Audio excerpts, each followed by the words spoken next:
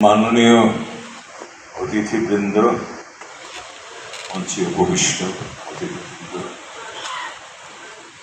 এবং আমার শিল্পী ভাই বোনেরা এবং মিলনায়তনে উপস্থিত সম্মানিত প্রিয় অতিথিবৃন্দ,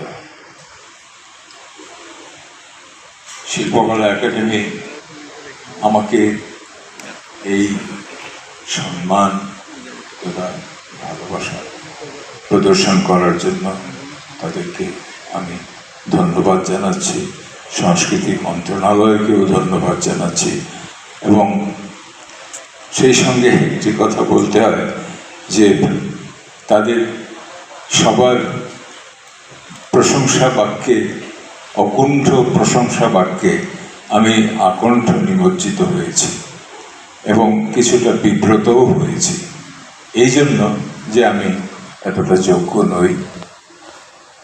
এখন এই প্রসঙ্গে আমার হঠাৎ করে মনে পড়ল একজন ব্রিটিশ লেখক, তার কথা।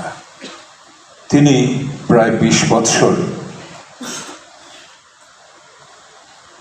আরবে অবস্থান করে আরবদের তথা বেদুইনদের জীবন, সমাজ এবং শিল্প সংস্কৃতি সম্পর্কে তার গবেষণালব্ধ একটি পুস্তক প্রকাশ করেছিলেন।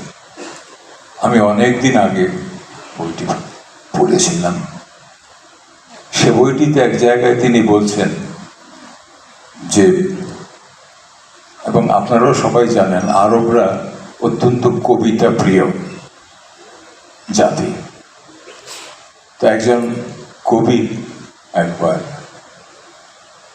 একজন বেদুইনের তাঁবুতে মুসাফির হয়ে, অতিথি হয়ে অবস্থান করলেন এবং আপনারা এটাও জানেন আরবরা খুব অতিথি পরায়ণ।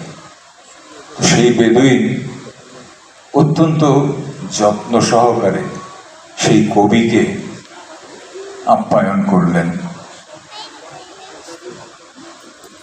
সেই কবিও এই আপ্যায়নে এতটাই আনন্দিত হলেন যে তিনি সেই বেদুইনকে, তার পূর্বপুরুষকে প্রশংসা করে একটি কবিতা লিখে সেই বেদুইনকে উপহার দিলেন।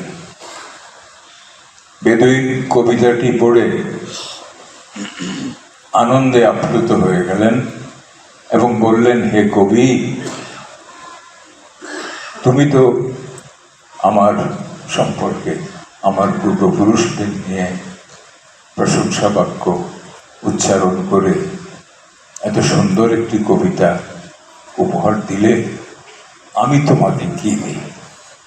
আমার তো কিছুই নেই তেমন, তবে আমার একটি উটের পাল রয়েছে, সেই উটের পালটি আমি তোমাকে দিয়ে দিলাম, তুমি দয়া করে এটি গ্রহণ করে আমাকে কৃতার্থ করো। এখন এই কথাগুলো বলার কারণ হচ্ছে যে আমার প্রতি আপনারা যে প্রশংসা বাক্য উচ্চারণ করলেন, এখন আমি তার প্রতিদান কি দিই? আমার তো দেয়ার কেমন? সত্যি কথাই বলেছেন। হ্যাঁ, যদি গান গাইতাম এখনো, তাহলে একটি গান গেয়ে হয়তো এর প্রতিদান দেওয়ার চেষ্টা করতাম, কিন্তু আমি তো গান ছেড়ে দিয়েছি অনেকদিন, গাই না।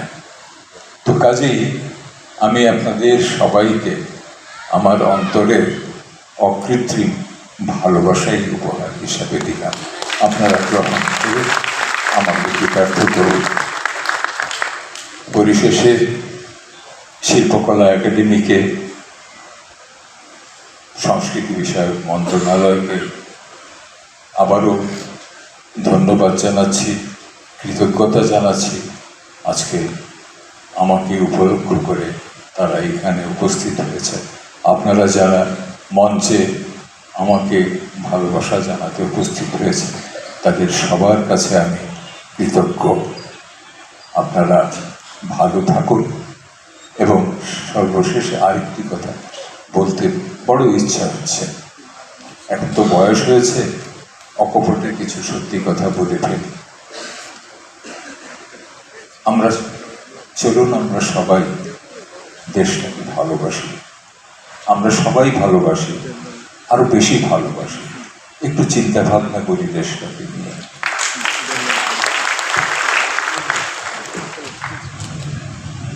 ধন্যবাদ না, কালজয়ী কণ্ঠশিল্পী।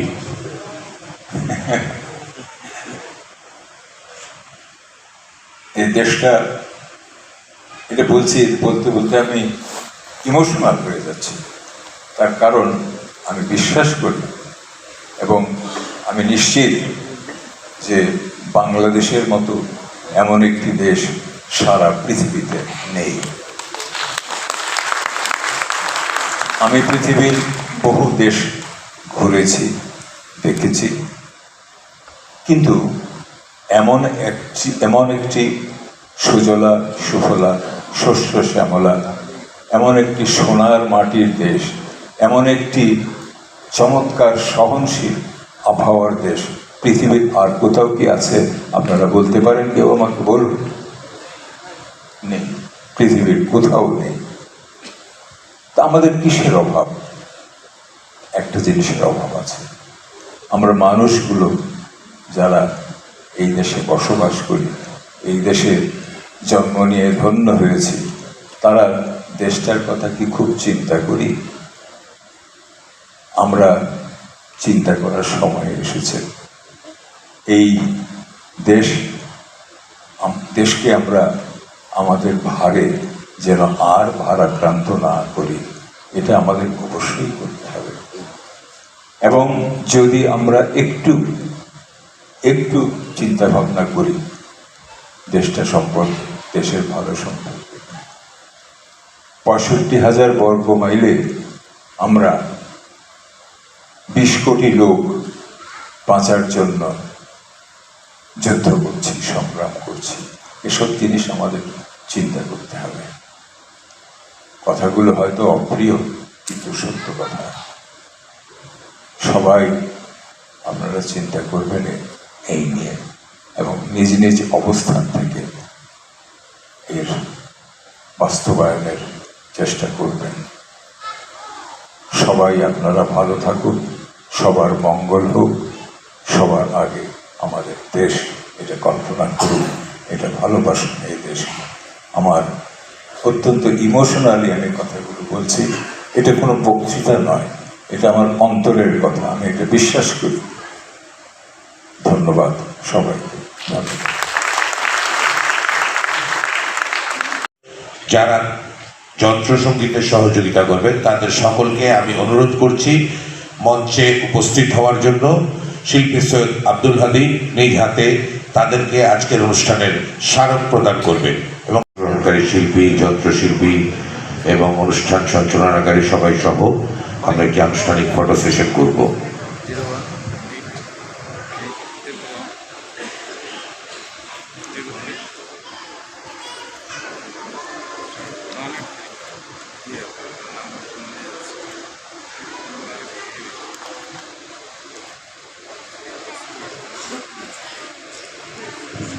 ধন্যবাদ সকলকে।